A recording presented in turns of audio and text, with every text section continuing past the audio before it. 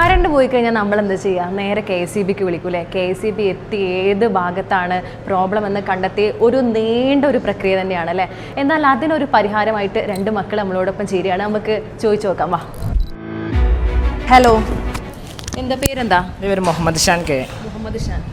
പേര് മുഹമ്മദ് ദിൽഷദ്. ദിൽഷദ് ഏത് സ്കൂളിലാണ് പഠിക്കുന്നത്? ഞങ്ങൾ വായക്കാട് ടെക്നിക്കൽ സ്കൂളിൽ. ഓക്കെ, എത്രാം ക്ലാസ്സിലാണ്? +1.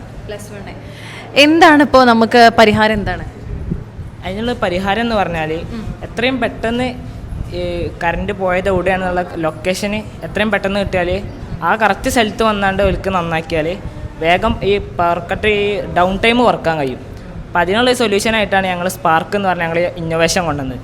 സ്പാർക്ക് എന്ന് പറഞ്ഞാൽ smart power analysis and rapid knowledge എന്നാണ്. അപ്പോൾ നമുക്കൊന്ന് കാണാം.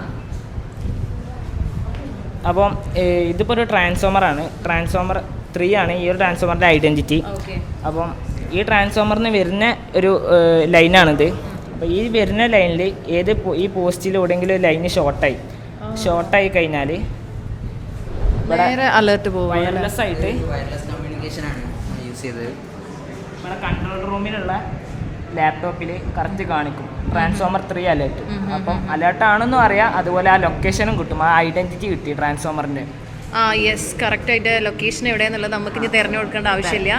കറക്റ്റ് അതിൽ കാണാൻ പറ്റും അല്ലേ? കറക്റ്റ് അവർ ഈ ട്രാൻസ്ഫോമറിൻ്റെ സൈഡ് വന്നാൽ ഒരിക്കൽ നന്നാക്കിയാൽ പെട്ടെന്ന് നമുക്ക് കറണ്ട് ലഭിക്കും. സേഫ്റ്റി ഫീച്ചറായിട്ട് ഫ്ലഡ് ടൈമിലൊക്കെ ഈ ഒരു ഇത് ഷോർട്ട് ആവുകയോ അങ്ങനെ വെള്ളത്തിലൊക്കെ വീണുകൊണ്ട് ഡെത്തുകൾ ഒരുപാട് ഉണ്ടാവുന്നുണ്ടല്ലോ. ഇതൊക്കെ റെഡ്യൂസ് ചെയ്യാൻ വേണ്ടി ഞങ്ങളൊരു ഫീച്ചറും കൂടി ആഡ് ചെയ്തതാണ്. ഈ ഒരു ഫ്ലഡ് ടൈമിൽ ഷോർട്ട് ആവുകയാണെങ്കിൽ ആ ഒരു ഏരിയയിൽ കറണ്ട് കട്ടാവും. ഇത് കാരണം നമുക്ക് കുറേ ഡെത്തൊക്കെ റെഡ്യൂസ് ചെയ്യാൻ കഴിയും ഈ ഒരു ഇലക്ട്രിസിറ്റി കാരണമുള്ള. എങ്ങനെയാണ് നിങ്ങൾക്ക് ഈ ഒരു ഐഡിയ കിട്ടിയത്? ഈ ഐഡിയ കിട്ടിയെന്ന് പറഞ്ഞാൽ ഞങ്ങൾ എനിക്ക് അറിയുന്നുള്ളൂ KCB ഉള്ളൊരു ഒരാളുണ്ടായി, അവിടെ വർക്ക് ചെയ്യുന്ന ഒരാൾ. അപ്പം എന്നോട് ഇങ്ങനെ പറഞ്ഞു, സർവേ മാതിരി നടത്തിയപ്പോൾ ഞങ്ങളോട് പറഞ്ഞു ഇങ്ങനെ ഒരു പ്രശ്നമുണ്ട്. ഇപ്പോഴത്തെ ഒരു സിസ്റ്റം വെച്ചാണ്ട് ഈ സബ്സ്റ്റേഷൻ്റെ പരിധി വരുന്ന എവിടെയെങ്കിലും അലേർട്ട് ഉണ്ടായാലേ അറിയുള്ളൂ. പക്ഷെ കൂടുതൽ സ്പെസിഫിക് ആയിട്ട് ഏത് ട്രാൻസ്ഫോമറിൻ്റെ ആണെന്നൊന്നും അറിയാൻ കഴിയില്ല. അപ്പോൾ അതിനൊരു ചീപ്പായിട്ടുള്ള എന്തെങ്കിലും സൊല്യൂഷൻ ഉണ്ടോയെന്ന് ചോദിച്ചു. അപ്പോൾ അതിനൊരു പരിഹാരമായിട്ടാണ് ഈ ഒരു സിസ്റ്റം വെച്ചാൽ ഒരു ട്രാൻസ്ഫോമറിൽ ഒരു 1000 റുപ്പീസിൻ്റെ അണ്ടറിൽ വരുന്ന, ശരിക്കും ഇംപ്ലിമെൻറ്റ് ചെയ്യുകയാണെങ്കിൽ പോലും 1000 റുപ്പീസിൻ്റെ അണ്ടറിലേ വരുള്ളൂ, ടോട്ടൽ കോസ്റ്റ് വരുള്ളൂ. പിന്നെ ഇപ്പോഴത്തെ കേരളത്തിൻ്റെ ഒരു സ്കാഡ എന്ന് പറഞ്ഞ ഒരു പദ്ധതി ഉണ്ട്. ആ പദ്ധതിയിൽ നമുക്ക് ഇത് കൂടുതൽ ഇൻറ്റഗ്രേറ്റ് ചെയ്താൽ നമുക്ക് കൂടുതൽ വീണ്ടും ചിലവ് കുറക്കാൻ കഴിയും. അപ്പോൾ ചിലവ് കുറച്ചിട്ട് വളരെ ഈസി ആയിട്ടുള്ള ഒരു മെത്തേഡാണ് നിങ്ങൾ കണ്ടുപിടിച്ചിട്ടുള്ളത് അല്ലേ? അപ്പോൾ ഇതിന് ആരാണ് കൂടുതൽ ഹെൽപ്പ് ചെയ്തത്? ആരാണ് ഇതിന്? സാർമാരാണോ? ആരാണ് കൂടുതൽ ഇതിന് ഹെൽപ്പ് ചെയ്തത് പറഞ്ഞാൽ ഒരു കൊണ്ടോട്ടി ഒരു ഇൻസ്പെക്ടർ പറഞ്ഞിട്ടുള്ളൊരു സ്ഥാപനമുണ്ട്, അവിടുത്തെ ഫായിസ് എന്ന് പറഞ്ഞൊരു മാഷാണ്.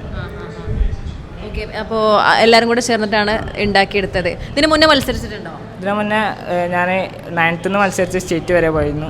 അപ്പോൾ അതെന്തായിരുന്നു? അത് ഞാനൊരു ഐ കൺട്രോൾഡ് വീൽ ചെയർ ആയിരുന്നു. അത് ഈ കഴുത്തിന് കീഴ്പ്പെട്ട് പാരലൈസ് ആയ ആൾക്കാർക്ക് കണ്ണുപയോഗിച്ച് കൺട്രോൾ ചെയ്യാൻ കഴിയുന്ന ഒരു വീൽ ചെയർ ആയിരുന്നു.